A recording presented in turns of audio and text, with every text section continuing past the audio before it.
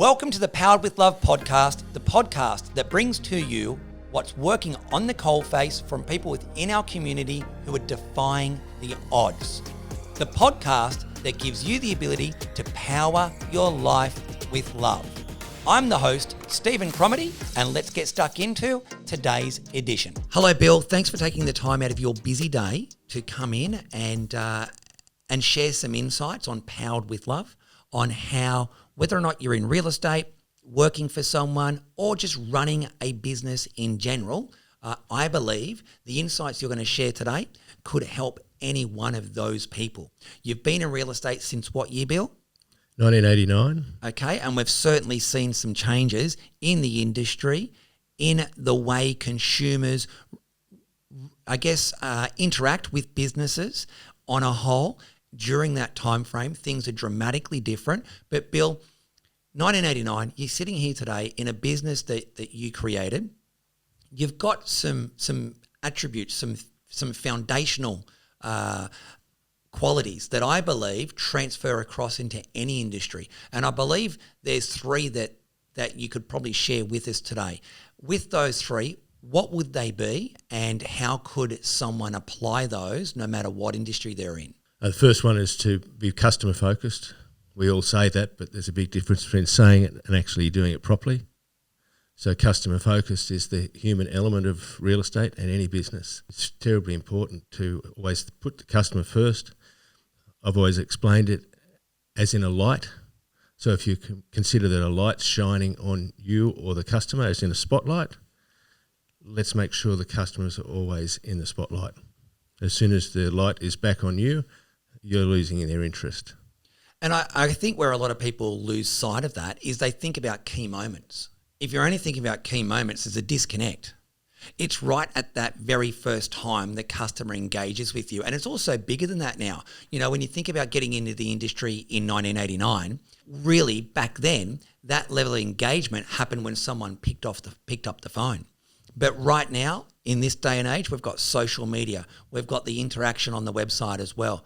We've got all these other elements that need to now come into consideration because that first point of contact, by the time they've picked up the phone, they've probably looked you up on your website, they've checked you out on social media, they've looked at Google, they've looked at all these other rating areas. So got to make sure that the spotlight is on the client even before they pick up the phone. It's possibly the last thing they do there is pick up the phone.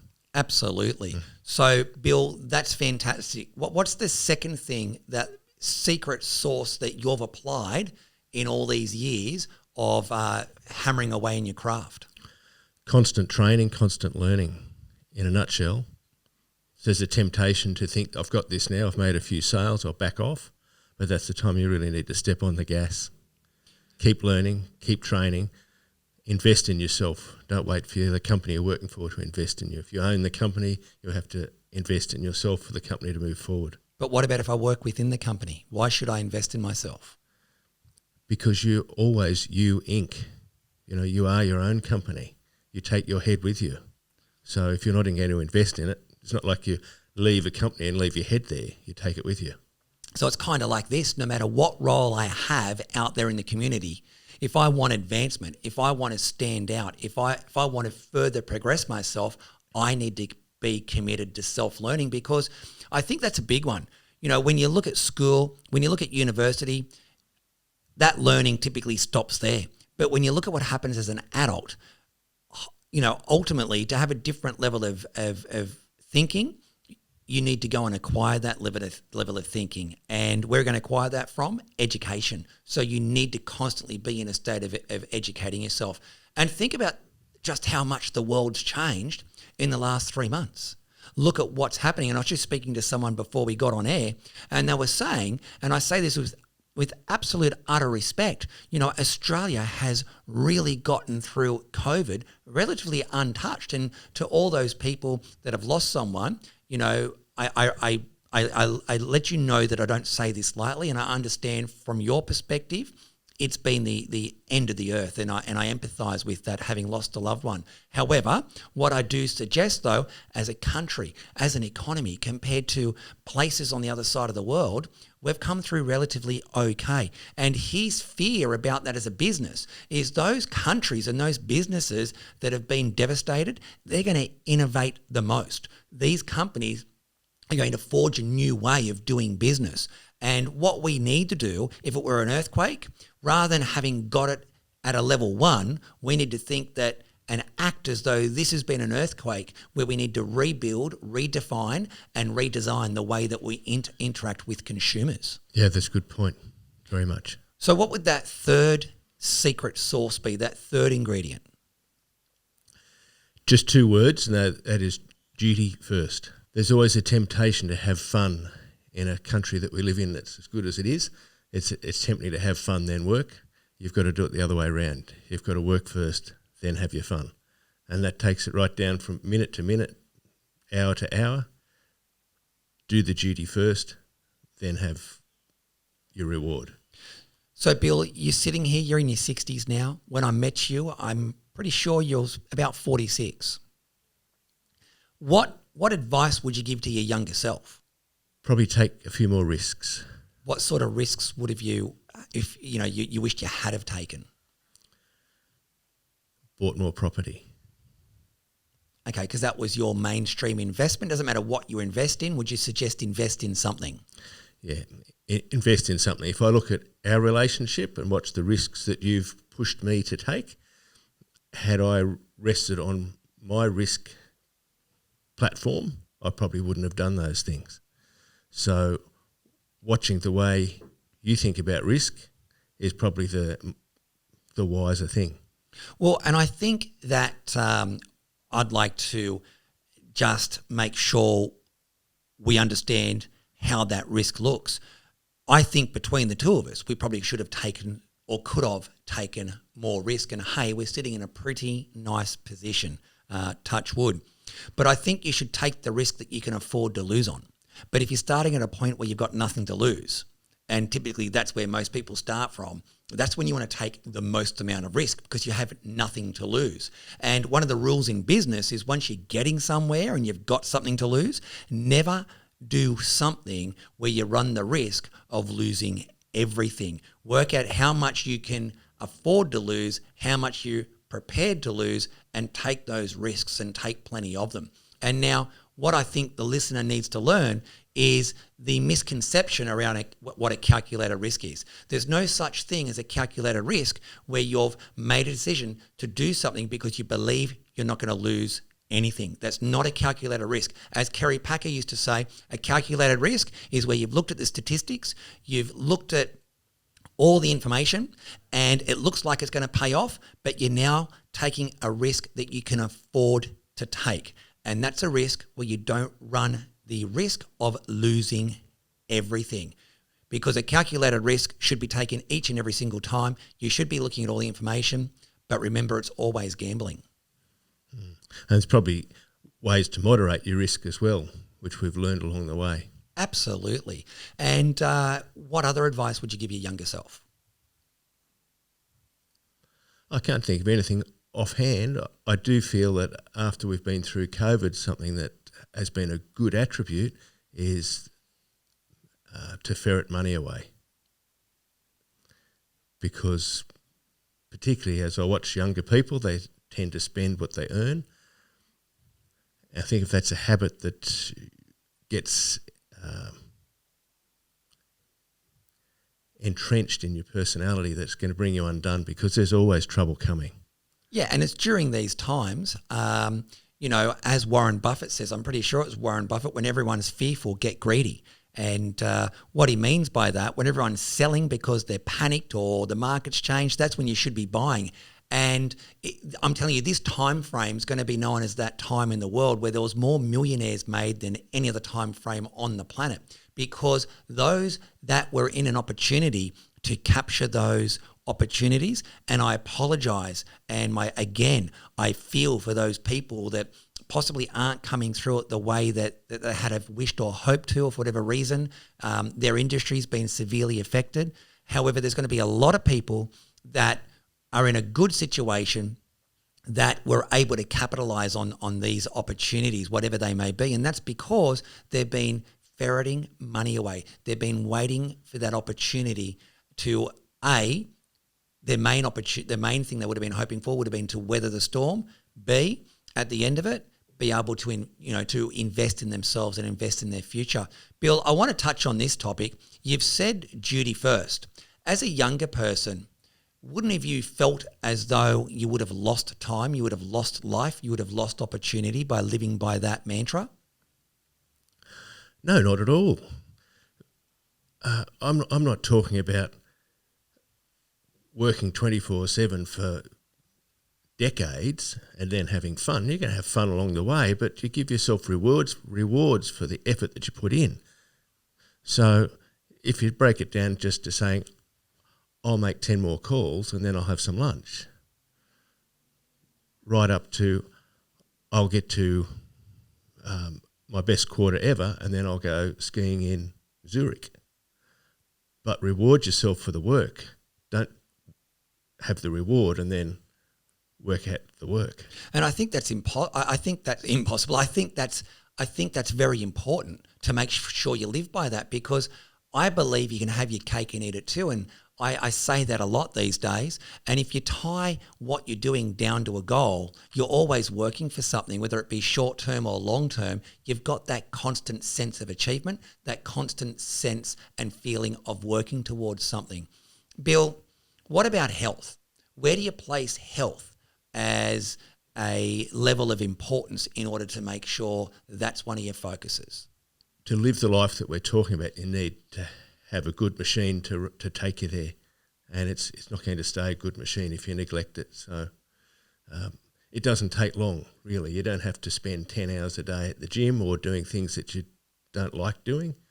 For me, I've always just made sure that every day included exercise of some description and something I like doing. So you just take an hour off, do it, then get back to work. So the reason why I mentioned that, you're in your 60s, you're in pretty good health, and you must come across a lot of people who aren't as fortunate as what you are with their ability to be able to still apply themselves physically to the things that they would prefer to do. And I could only imagine that there must be some simple routines, whether it be in your day or your week, that probably look a little bit different to what most people would do. Bill, what does a typical day look like for you, even though I guess we could use the word you're almost in semi-retirement? I don't like that word though. What I'd prefer to say is that you're starting to work the way you'd prefer to work. What's your daily routine look like? What did it look like 20 years ago? What's it look like now? In terms of health? Yeah. Almost identical. And I think the listener needed to hear that, because health is something that it's in every area. You take you with you, don't you? So tell us how you look after yourself. Well, it sounds a bit obsessive, but I weigh myself every day. So people think that's strange, but if you overeat today, you don't put the weight on in a week's time. I heard a long time ago that the average Australian puts on 1 kilo a year in their adult life. So wow. How are we all going? And I think it's really important, because here you are at that time of your life where you have more time. You want to make sure that you've looked after your health along the way. And I guess it doesn't take too long of not looking after yourself to do some permanent damage. Well, they say once a fat cell's created, it just shrinks when you stop eating, and as soon as you start eating, it expands. The trick is to not let it be created in the first place. So, Bill, I think you've shared some phenomenal insights. What you've also shared is some simple foundations that anyone could go and put into practice today. Those 3 things, those 3 secret sources: health, investing, all the things we've spoken about thus far. It all sounds very simple. And I think that's its true genius, in the fact that it's simple. But maybe it's because of its simplicity that someone says, hey, I've got until tomorrow. I've got until tomorrow. What would you say to someone that's constantly in that mindset, I have until tomorrow? Well, we all know the answer to that. You just got to stop doing it. Start today. It's better to start and fall or fail than not to start at all. So just start. It's like probably giving up smoking. Oscar Wilde said it's easy. I've done it 1,000 times. But we don't want to go to that extent. But if you start today and you fail, start again tomorrow. Any passing comments, Bill? Anything else you'd like to say? The word balance bothers me. I hear that a lot. People want balance in their life, particularly for their family and to spend time at home with their family. I haven't got a family. Perhaps I've got no right to comment on it, but I can sit on the sidelines and observe the people who seem to have the best family life are the ones that go for it in their business life. Well, I look at it this way, though. I would rebuttal what you've said. You're very close with your mother. You were very close with your father. You do spend a lot of time with your mum, and you spend a lot of time with your partner, and so that is family, Bill. And look, I would suggest that I agree with you in that area, because I look at the amount of time you've put into work. Look at that's coincided with being able to be where you'd prefer to be, with time on the other side of things, and to do some phenomenal things. Look at what you've done in the last 10 years. You've been to Paris, you've been to Europe, you've done some phenomenal lifetime adventures, and I really think it's making sure that you're on the right channel at the right time. You're where you need to be when you need to be there, not only physically but mentally. And possibly what gets scheduled gets done. Get the right priorities in your life. If you've made the decision to turn up to work, be present, because that's going to control and determine everything else that happens when you're outside of work. Well, it's important for your family to understand that that's what you're trying to achieve for them. If you're doing it for your family, they've got to leave you alone to do it. So you can't say, we want an amazing life, but we want you home all day. It just doesn't work. No, it doesn't work. And I think it's a case of involving your family in on the journey, letting them know that they're part of it, letting them know what you're working towards, making sure you've got those family goals where everyone's involved in understanding what we're all working for. And I also don't believe in work-life balance, but I believe in work-life integration. And for those people that really want to make sure they're getting the most out of life, do the drop-offs, do the pickups, have a lunch, have a date night. Make sure you schedule these things. Work, family, and life, combine the two and tie it in to these short-term and long-term goals. And that way, everyone's working towards something. You've got that duty first happening, because without duty first, you're going nowhere. Exactly. And remember along the way that your family are watching what you do to be successful. So monkey see, monkey do. Well, and you know what? I think that's a really good one to finish off on, because when you think about how long one's family has been in existence, what generation are you in line? And I've been thinking about this a lot lately, and I think it's absolute failure that as a generation, if you're having to do what your parents did, what their parents did, and what their parents did, how as a generation are you improving as a family? How is that benefiting the lives before? How has that benefited the generation that's in existence? Ultimately, if the tools of life are being handed, if that baton is being handed down to each generation, shouldn't each generation's life be getting a little bit better? Yeah, and easier. I'm sure that's what the parents intended. Yeah, but, I look at this and, I was very fortunate in doing some of the training that you've done.